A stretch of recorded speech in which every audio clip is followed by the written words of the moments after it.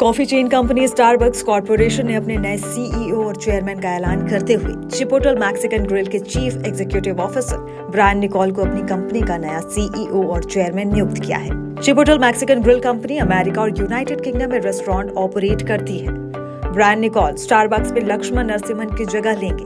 Company ने एक बयान में कहा कि ब्रायन निकोल 9 सितंबर से नई जिम्मेदारियां संभाल लेंगे। तब तक चीफ फाइनेंशियल ऑफिसर कंपनी की जिम्मेदारियां देखेंगे।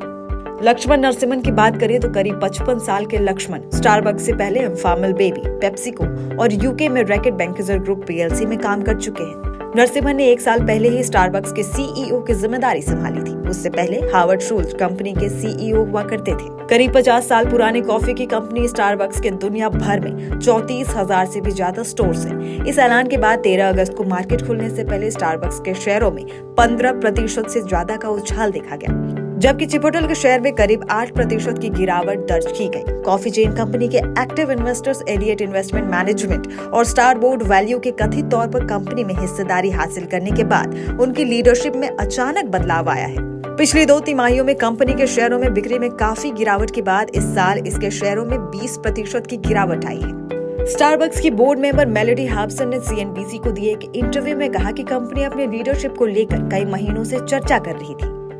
मेलोडी हॉब्सन ने कहा कि कई बार कंपनी के हित में आपको मुश्किल फैसले लेने पड़ते हैं। ये मुश्किल फैसले सही भी होते हैं। जरूरी नहीं कि ऐसा बाहरी दबाव में आकर किया जाए। मेलोडी हॉब्सन आगे कहती हैं कि बोर्ड स्टारबक्स की खामियों की पूरी जिम्मेदारी लेती है। हम बिजनेस को ठीक करने के लिए तेजी से काम करना चाहते हैं। उन्होंने कहा कि हम फिजूल खर्ची नहीं कर रहे हैं। हम समझते हैं कि हमें क्या करना है। हम अपना काम कर रहे हैं।